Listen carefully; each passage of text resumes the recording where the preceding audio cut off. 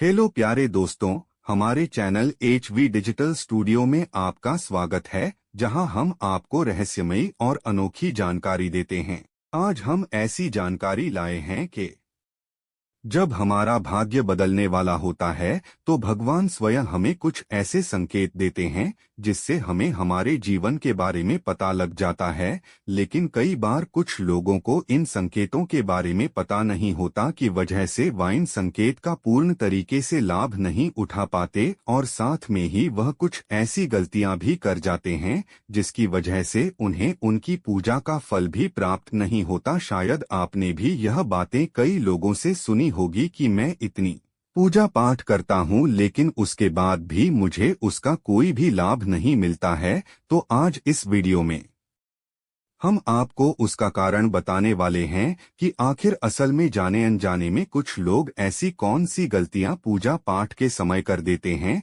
जिसकी वजह से उन्हें पूजा पाठ का फल नहीं मिलता और पूजा अधूरी ही रह जाती है। उसके बाद हम आपको बताएंगे कि भगवान हमें कौन से वह शुभ संकेत देते हैं। जानना पड़ेगा कि वह कौन सी गलतियां करते हैं जिसे आपको देवी देवताओं के गुस्से का भी सामना करना पड़ सकता है। ऐसे घर में कंगाली छा जाती है और घर में रोज क्लैश होता है। तो चलिए जानते हैं घर के मंदिर में पूजा करने का सही तरीका। अभी कौन सी गलती है जिसे आपको बिल्कुल भी नहीं करना चाहिए। लेकिन प्यारे दोस्तों, वीडियो में आगे बढ़ने से पहले मेरी आपसे एक छोटी सी रिक्वेस्ट है कि वीडियो को आखिर तक जरूर देखें। इसे बिल्कुल भी मिस न करें क्योंकि यह जानकारी बहुत कीमती है और वीडियो को दूसरों के साथ शेयर करें ताकि दूसरों को भी फायदा हो। और हाँ दोस्तों, वीडियो को एक सुंदर सा लाइक दें। और अगर आप माता लक्ष्मी के सच्चे भक्त हैं, आप माता लक्ष्मी का प्यार, स्नेह और आशीर्वाद पाना चाहते हैं और आप चाहते हैं कि माता लक्ष्मी आपके घर में वास करें और आप माता लक्ष्मी को खुश करना चाहते हैं, तो कमेंट बॉक्स में जय लक्ष्मी माता लिखना न भूलें और वीडियो को जल्दी से लाइक करें और अपने ही YouTube channel HV digital studio को सब्सक्राइब करना न भूलें ताकि आपको ऐसी जानकारी जल्द से जल्द मिल सके। और हाँ प्यारे दोस्तों, देखिए, बात यह है कि हम सिर्फ सलाह दे सकते हैं, यह हमारा काम है। अब आप माने या न माने, यह आपकी मर्जी है। लेकिन दोस्तों, मैं एक बात जरूर कहूंगा कि अगर आप मानेंगे तो आपकी नैया पार हो जाएगी। इस वीडियो को आखिर तक देखने के बाद आपको किसी भी तरह की कोई दिक्कत नहीं होगी। बाकी आपकी मर्जी, आप खुद बहुत समझदार हैं। तो प्यारे दोस्तों, चलिए बिना किसी देरी के यह वीडियो शुरू करते हैं। नंबर 1, भगवान के आगे कभी भी एक हाथ से प्रणाम नहीं करना चाहिए। इसके साथ ही पूजा के बाद अपने घर के बड़ों का आशीर्वाद जरूर लेना चाहिए क्योंकि हमारे घर के बड़े बुजुर्ग भी भगवान के ही समान होते हैं। यहाँ तक कि कहा गया है कि हमारे माता पिता और हमारे बुजुर्ग सबसे पहले होते हैं, उसके बाद भगवान। लेकिन यहाँ आप एक बात का ध्यान जरूर रखना कि कभी भी किसी व्यक्ति चरण स्पर्श सोते हुए नहीं करना चाहिए। नंबर 2, किसी पूजा करते समय आपको सबसे पहले और उसके पश्चात ही शांत मन से भगवान के सामने आसन पर बैठकर उनका ध्यान करना है और पूजा करनी है। ध्यान रहे, आपको पूजा कभी भी खड़े होकर नहीं करनी है और न ही कभी खाली फर्श पर बैठकर पूजा करनी चाहिए। कुछ लोग पूजा करते समय जमीन पर ही बैठकर पूजा या फिर ध्यान लगाते हैं, लेकिन यह बिल्कुल ही गलत तरीका है। ठीक उसी तरह एक सा साफ सुथरा आसान कंबल से बनाकर उसी पर बैठकर ही पूजा करनी है। नंबर 3, अपने घर के पूजा घर को हमेशा ईशान कोण में ही बनवाएं। पूजा घर में किसी भी एक देवी देवता की मूर्ति एक से अधिक नहीं होनी चाहिए, 22 सेंटीमीटर से छोटी ही होनी चाहिए क्योंकि इससे बड़ी प्रतिमा घर में रखना शुभ नहीं माना जाता। बड़ी मूर्ति से को रखने के लिए प्राण प्रतिष्ठा लेनी पड़ती है, इसलिए बड़ी मूर्तियां मंदिरों के लिए ठीक है। आपको कभी भी अपने कमरे में जहां पर आप सोते हैं उसमें पूजा घर स्थापित नहीं करना है और रात्रि को अपने पूजा घर को परदेसी ढक देना है। सती पूजा घर में काम में आने वाली सभी चीज जैसे शंख, घंटी, प्रसाद के बर्तन, दीपक, शिवलिंग, जानू सभी चीजों को साफ जगह रखना है।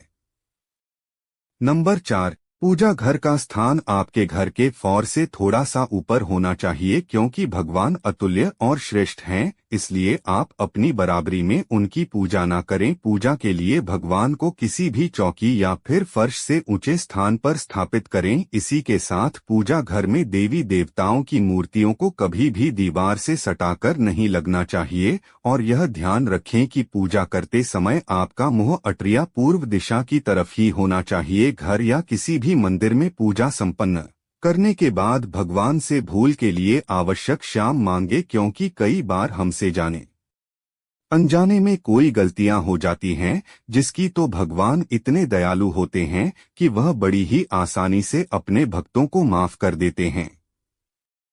नंबर 5, पूजा के दौरान जप करने की मुद्रा सही होनी चाहिए। जप करते समय अपने शरीर को ज्यादा हिलाना नहीं चाहिए। जप करते समय अपने दाएं हाथ को कपड़े से हमेशा ढक कर रखें, आपके सभी मनोकामना पूर्ण हो जाती है।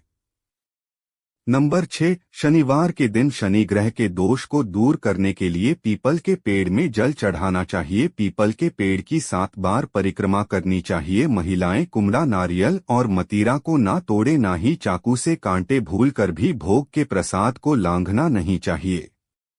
नंबर 7, शाम के समय में तुलसी का पत्ता कभी भी नहीं तोड़ना चाहिए। खासकर संक्रांति, द्वादशी, अमावस्या, पूर्णिमा और रविवार को तुलसी को छूना भी नहीं चाहिए। आपको यह ध्यान रखना है कि कभी भी दीपक को दीपक से नहीं जलाना चाहिए। इसके अलावा यज्ञश्रा में काले तिल का प्रयोग कभी नहीं करना चाहिए। नंबर 8, आपको पूजा के दौरान घी का दीपक अपने बाएं तरफ प्रज्वलित करना है और देवताओं को दाएं तरफ रखें। साथ ही चावल के ऊपर दीपक प्रज्वलित करना चाहिए, इससे आपको पूजा का फल शीघ्र मिलटक है।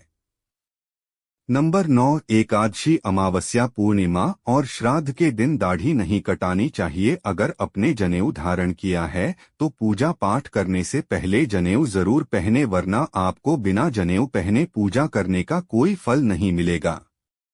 नंबर 10, पूजा करते समय अपना मुख अपनी पूर्व दिशा की तरफ रखें। अपनी दाईं तरफ जल पात्र, शंकर और पूजन सामग्री को रखें, वही आप अपनी बाईं तरफ घंटी और धूप को रखें। या छोटी छोटी बातें अगर आप ध्यान रखते हैं तो भी आपको पूजा का फल अवश्य मिलेगा।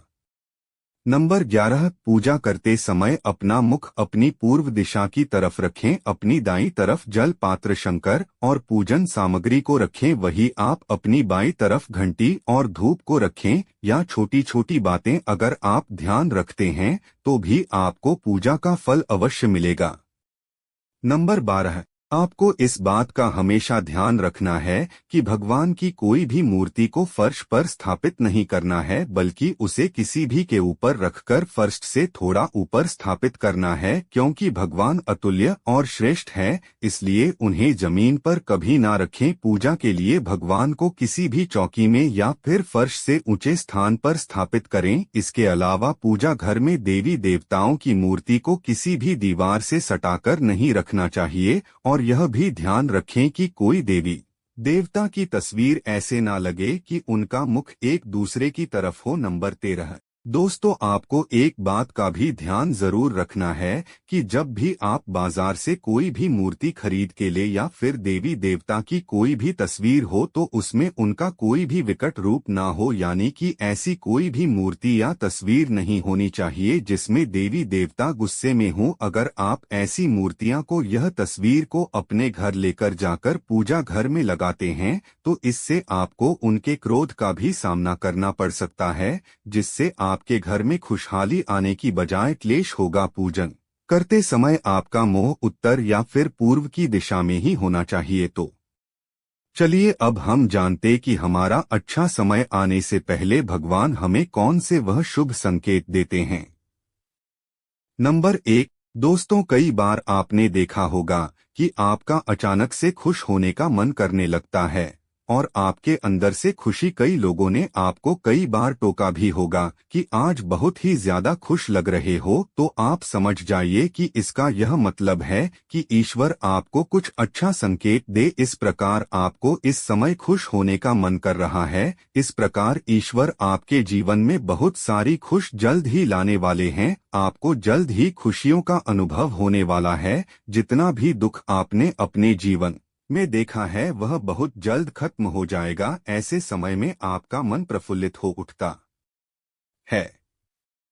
नंबर 2, गौ माता का घर में आगमन। अगर आपके घर में प्रतिदिन गौ माता का आगमन हो रहा है या गौ माता आपसे भोजन के लिए गुहार करती है तो यह बहुत ही शुभ संकेत है। अगर आपके घर में पशु पक्षी घोंसला बना रहे हैं तो यह भी बहुत ही शुभ संकेत माना जाता है। इसके अलावा अगर पक्षियों का आपके घर के आसपास चहचहाना प्रतिदिन बढ़ता ही जा रही है तो यह भी एक शुभ संकेत है, जिसका सीधा मतलब है कि आपको अपने जीवन में बहुत ही जल्द सकारात्मक बदलाव देखने को मिलेगा।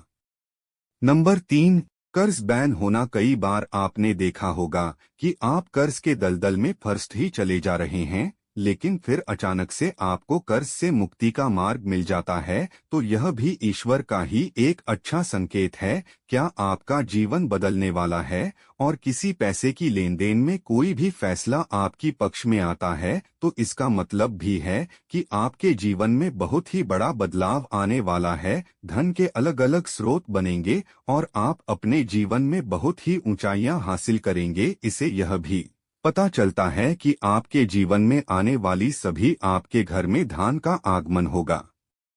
नंबर 4, स्वप्न में मंत्रों का सुनाई देना। स्वप्न में अगर आपको मंत्र सुनाई देते हैं जैसे राम राम तो यह बहुत अच्छा माना जाता है। अगर ओम मंत्र की धुन सुनाई दे तो यह भी सकारात्मक बात है। स्वप्न में मंत्रों घंटा की आवाज सुनाई देना बहुत ही शुभ संकेत माना जाता है। यदि सपनों में झाड़ू, उल्लू, घड़ा, बंसी, हाथी, नेवला, छिपकली, तारा, सांप, गुलाब आदि दिखाई दे तो यह धन प्राप्ति का संकेत है। नंबर 5, घर में शिशुओं का होना। बताया जाता है कि छोटे बच्चों में ईश्वर का वास होता है। अगर छोटे बच्चे या शिशु आपको देखकर अचानक से मुस्कुरा देते हैं या आपको कोई सकारात्मक बात बोल देते हैं तो यह इस बात का संकेत है कि आपके जीवन में कोई अच्छा बदलाव होने वाला है। नंबर 6, शरीर के अंगों का फड़कना। पुरुषों में आंख फड़कना बहुत ही शुभ माना जाता है, चाहे वह दाईं आंख हो या दाएं हाथ हो। इससे यह संकेत प्राप्त होता है कि आपके बल में वृद्धि होने वाली है। इसके विपरीत महिलाओं में अगर बायां आंख फड़कता है तो यह अच्छा संकेत है, यानी महिलाओं में बाएं अंक का फड़कना अच्छा संकेत बताया गया है और पुरुषों में दाएं अंक का फड़कना शुभ संकेत माना गया है। नंबर 7, हाथ में खुजली होना। यदि किसी महिला के बाएं हाथ और पुरुष के दाहिने हाथ में अचानक से खुजली शुरू हो जाती है तो इसे भी शुभ संकेत माना जाता है। इसका मतलब यह है कि आपको असीमित धन का लाभ होने वाला है।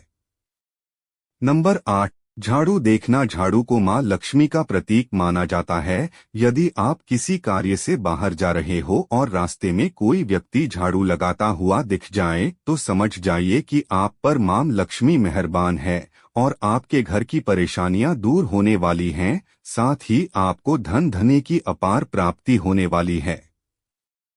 नंबर 9, शंख की आवाज सुनाई देना। यदि सुबह सुबह आपको शंख की आवाज सुनाई दे तो इसे बहुत शुभ संकेत माना जाता है। सुबह के समय शंख की आवाज सुनाई देने का मतलब है कि आपका भाग्य खुलने वाला है और सफलता आपके कदम चूमेगी।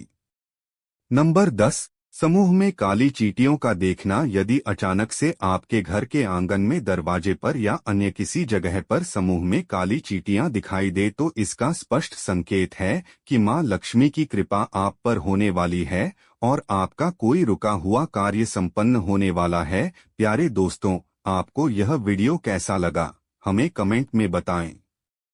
अगर आप देवी लक्ष्मी के सच्चे भक्त हैं, अगर आप देवी लक्ष्मी का प्यार, स्नेह, आशीर्वाद पाना चाहते हैं और देवी लक्ष्मी को अपने घर में बसाना चाहते हैं और आप देवी लक्ष्मी को खुश करना चाहते हैं तो जल्दी से वीडियो को लाइक करें और आपके अपने YouTube channel HV digital studio को सब्सक्राइब करें और कमेंट बॉक्स में जय लक्ष्मी माता जरूर लिखें।